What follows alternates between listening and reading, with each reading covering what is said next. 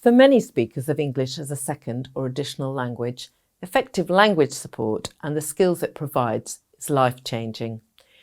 It's the key to unlocking education, employment and social integration.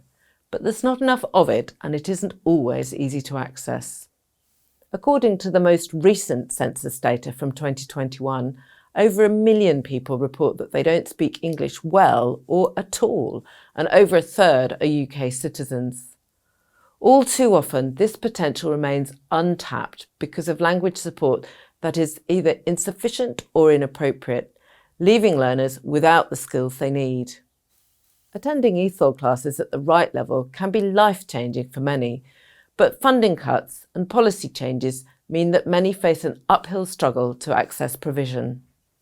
The adult education budget, the main source of funding for ESOL, has been cut in half in real terms since 2009. So, what needs to change?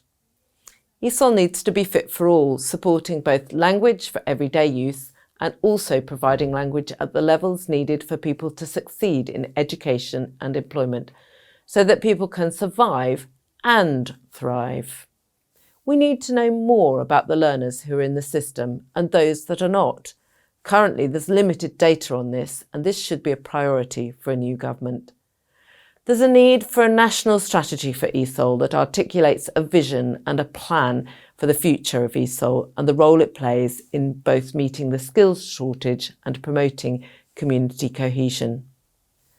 Let's hear what else experts and students we spoke to have to say.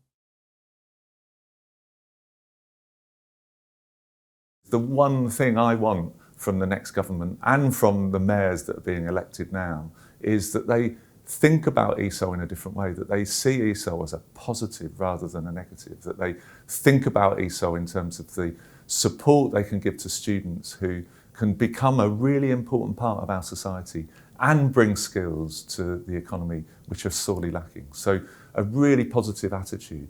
The second thing I'd want though is a really concerted strategy in each area that understands the different types of ESOL that are needed to meet the diversity of ESOL students across the piece. So some people need really basic ESOL and entry level, others need professional ESOL, ESOL that will help them to use the skills they've got in the labour market in sometimes quite complex jobs. So it's a complex type of English language for work.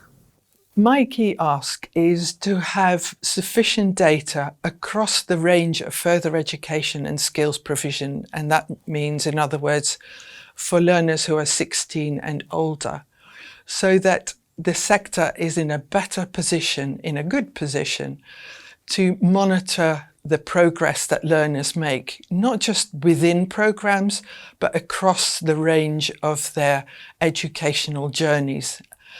And that will allow us as teachers and managers to review the provision much better and make changes if we find that, for example, some courses have a dropout rate where people are forced to leave because their English isn't good enough.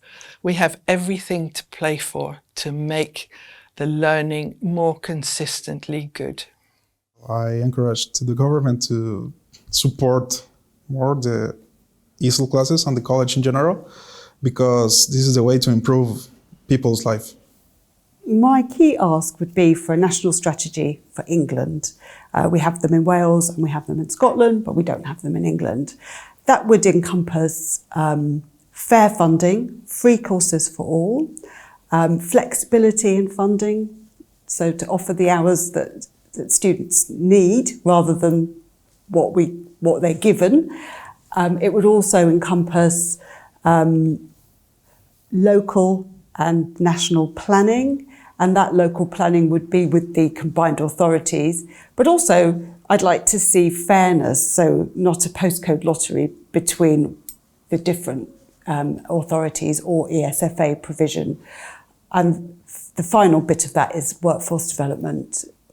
We need ESOL qualifications for teachers, as in teaching qualifications, and we need CPD for existing staff to really, hone their skills and stay at the top of their game.